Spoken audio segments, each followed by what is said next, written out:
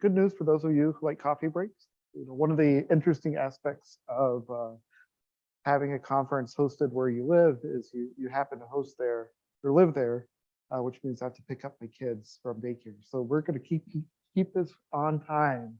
Goals for today.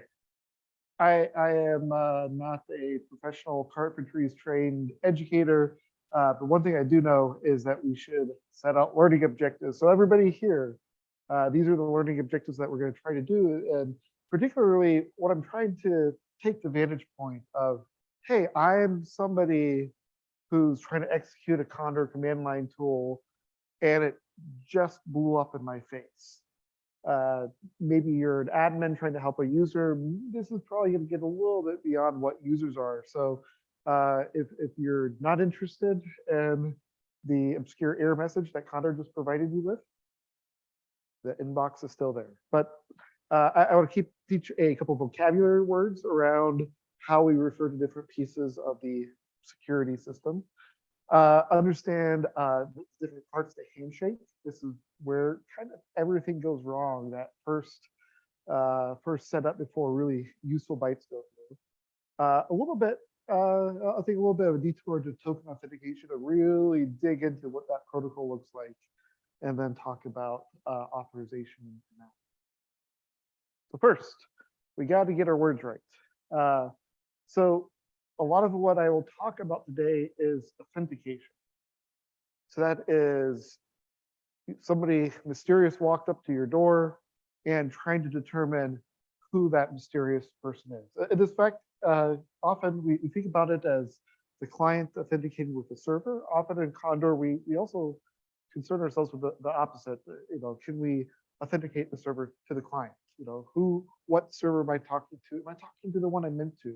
So this really is, I have maybe a TCP connection, a network connection going off to the other side of the planet. Who is on the other side? A lot of what we do is identity mapping, or what we like to call, mapping between identifiers. So identity, we kind of think of it as one thing a person has. An identifier, we have all sorts of these. So maybe you have a bag full of credentials, maybe you have a token here, a token there, a client certificate there, a Kerberos token there. These are all different identifiers that you might own, and we have to put that into the Condor ecosystem to make some decisions about it. With authorization, which we'll get to hopefully at the end, which is simply, now that we have an identifier in the Condor ecosystem, are they allowed to do the thing that they asked to do? And then finally, a lot of folks are, of course, interested in encryption, which is maintaining confidentiality about what I'm saying, and integrity, which is making sure in transit, nobody modified what I'm saying. Typically, these go hand in hand, but they actually are separable from the side. So I always like to point out the most important slides of the presentation. This one is it. So this is the map we're going to follow of the Condor security handshake. We first exchange some parameters and try to see if both sides are even compatible with talking to each other. Maybe one side says, I refuse to talk encrypted with anybody. The other side says, I only make encrypted connections. Those aren't compatible. So we have to get some sort of on the same page, and that sometimes fails. Next is authentication. So one relatively novel thing about Condor, especially if you think of something like HTTPS, is there's a number of different authentication methods built in. We'll talk about 3 today. And we can kind of keep retrying until one of those works. So there actually, as we go through the different attempts to establish authentication, there might be several of these. If we establish, and we get lucky, we map you to a local identity within or identifier within the Condor system, and then decide whether you're authorized. So starting here, negotiation. So like everything good on the planet, all good conversations start with class acts. As you can not see here, but if you crank up the debugging high enough, what you'll see in the very first part of this section is The client comes up and says, this is me. This is what I'm willing to do. The server responds, well, this is what I'm willing to do. And these two sides have to decide if they can even start talking to each other. And the sort of things that happen here are kind of the pieces you want, to highlight a couple. They talk about what authentication methods. If I say I support tokens in SSL, and the other side says I only support Kerberos, sorry. Encryption and integrity, again, are these optional? Are they preferred? Are they required? Or do we refuse to do some of these things? The two sides do this dance back and forth. And at the end, if all goes well, they have some they have an agreement on what the rest of this handshake is going to look like. So, as you'll see a couple times here, the embarrassing part of trying to show some helpful debugging is you have to sit down and read your own error messages when things fail. If you've ever gotten this dreaded failed to end class add message, which is a highly descriptive, very precise message, at least one of the ways that this could happen is this parameter handshake has gone horribly wrong. And here I purposely left in a couple of the overrides I did to make it mess up. But this is, an example here. I just said, use this esoteric authentication method that only works on Windows. And it wasn't compatible.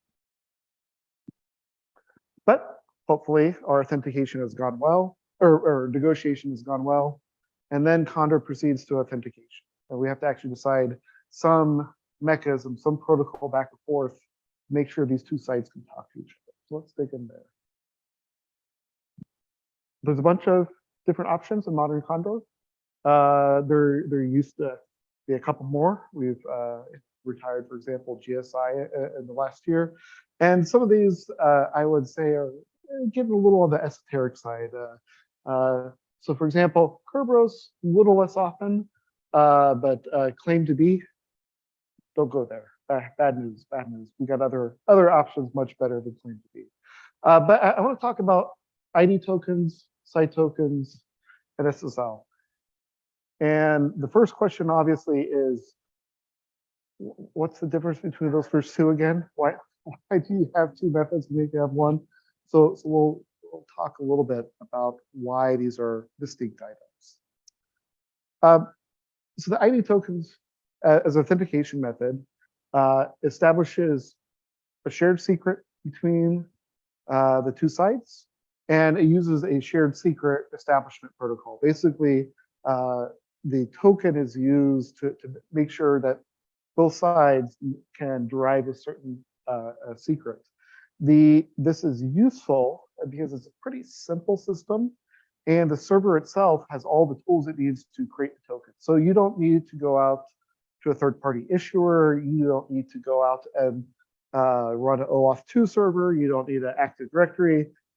The nice part of ID tokens is it's all built into Condor. Any of the daemons can be used to help create these things. So the emphasis here is more a simple system that scales to smaller deploys than necessarily a big thing that can do everything.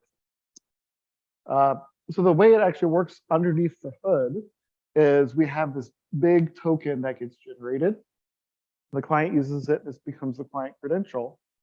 And the client, when it's starting to talk to the server, will send this half, which is the public part, which is just base64 encoded JSON, says a little bit about it. And as long as the server still has the signing key, even though I didn't send it this the signature part, it can reproduce it. So if the server has the signing key and sees the public side, it can figure out what's the secret signature. The client, of course, still knows the secret signature. And now we have a shared secret between the two sides. No TLS certs, no CAs, none of that. It's just one simple symmetric shared secret. Given that shared secret, there's common key exchange protocols dating back to the early 90s. That's how simple these things are, that demonstrate to each side successfully that the other has possession of the same shared sequence. That means that the client can then be identified as by the subject of the token, and then the server identifies itself to the client basically as somebody who possesses the key. The token itself has a subject, that's the ID, an ID token. But one of the things that's a little novel in this one is it also can have further restrictions on what the token is allowed to do. Just like this stands for expiration and it's a Unix timestamp. So I can't use the token after it's expired. If I have restrictions in this token, I also can't use this token for things that aren't listed. This is a restriction. It doesn't give you additional permissions. But if I say this is a token that is only good for read, even if user Brian can write into the Condor daemon, not allowed to this credential. So the ID token itself is kind of becoming the Condor's somewhat native authentication protocol, particularly the identifier, the subject in it is used unmapped because it's supposed to be the Condor identifier. But which instance? So if I have a bunch of tokens, which one do I give to this Condor pool over here? And which one do I give to that Condor pool over there?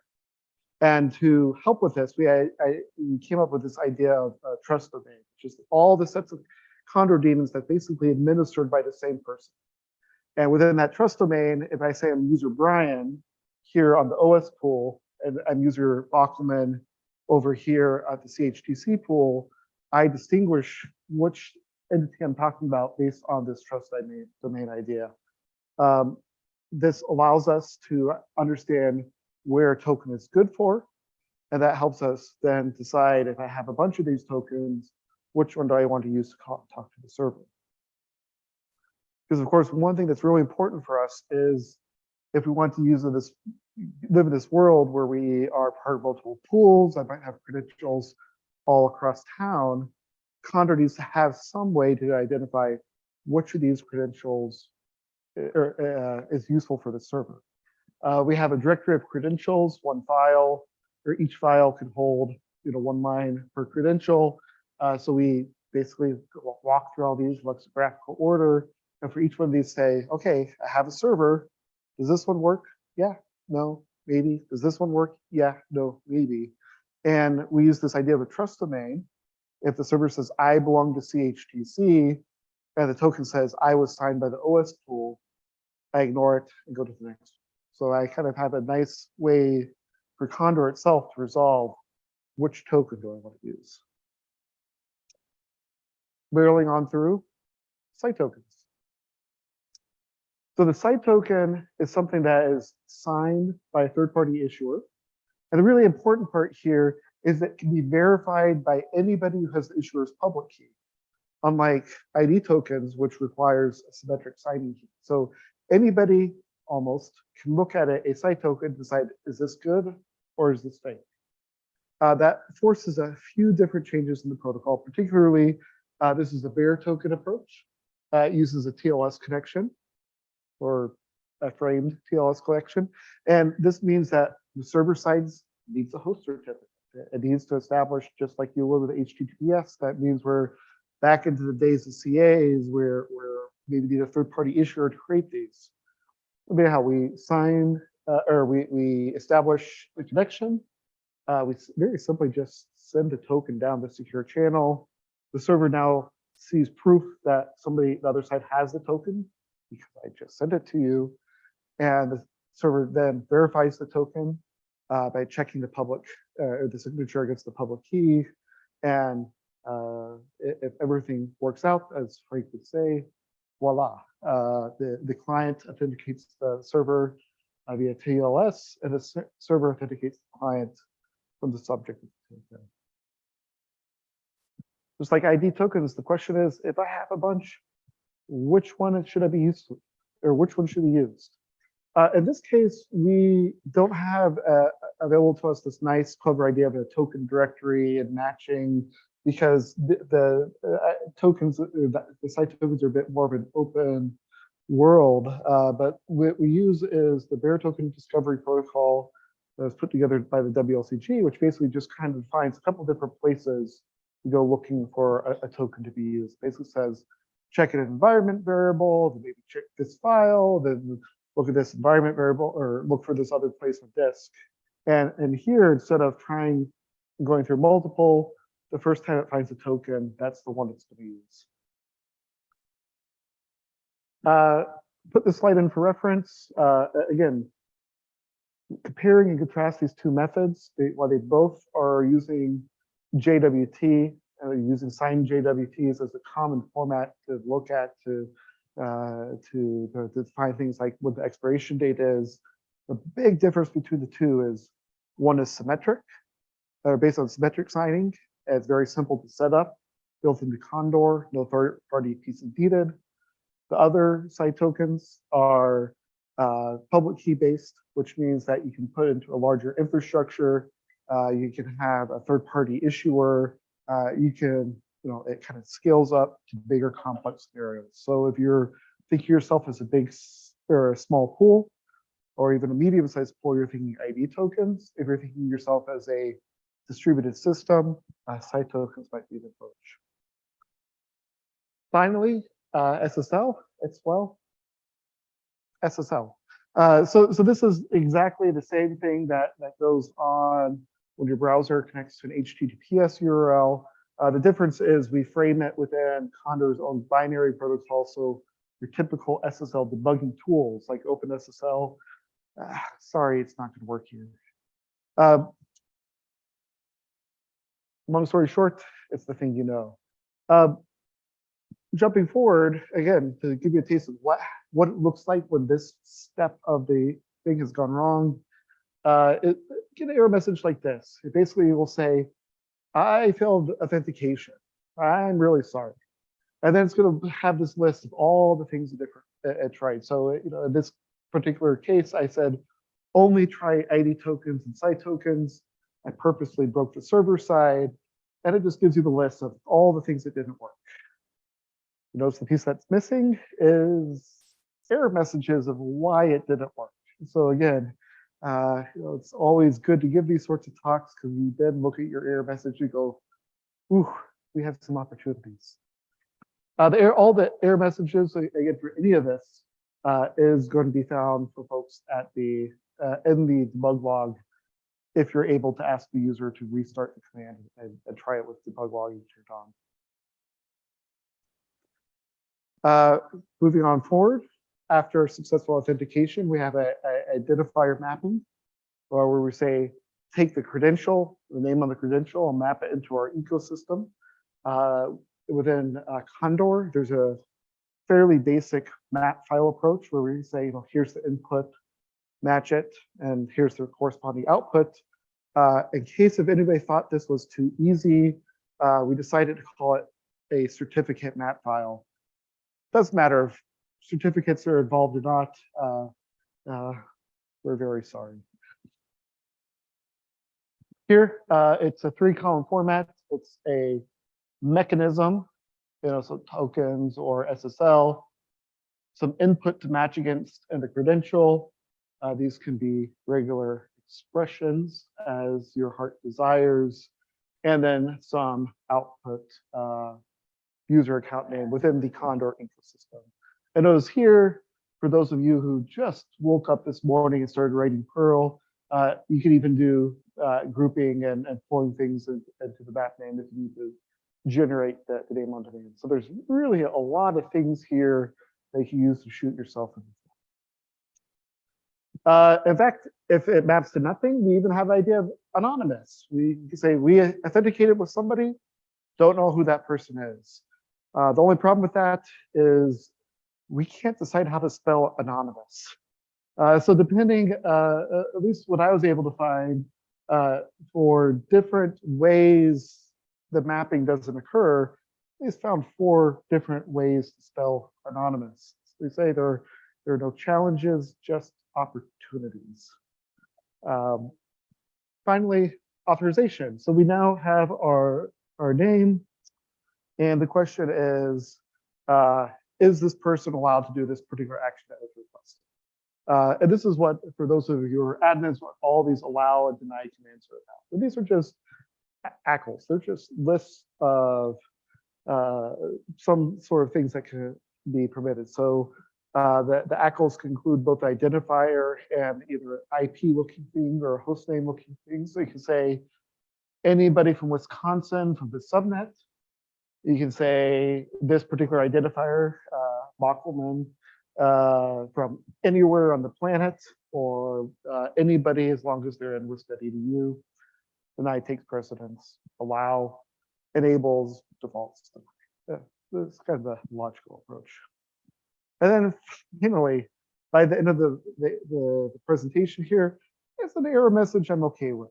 So if you see something that looks like this, received denied from server for this user, means that the server actually has a user. That means that they're happy and authentication is done, and using a particular method. So at least in this case, we will tell you you were supposed to be on the invite list and you just weren't there. Finally, as we wrap up here, if you haven't discovered Condor Ping, which showed up in Greg's presentation, right? Maybe. This could always be able to probe can, in my current client configuration, forget all the other stuff, just try that authentication handshake. Doesn't work, yes. So to wrap things up, this is kind of a fun thing to put together. Take this, my intent here is to show you the big chunks of the security handshake and let you figure out, and provide some guidance of how to determine which part of this handshake things failed on. To write a comprehensive guide would be a little bit longer than the 20 minutes set aside. And then at least writing this, I took home some to-dos there's some of these settings where it's indecipherable about whether it's network error or security handshake error. The failure messages need to say what actually failed, and then not only put things in the logs, but also in the error messages. So we've got some take-home to-dos for us as well. Any questions?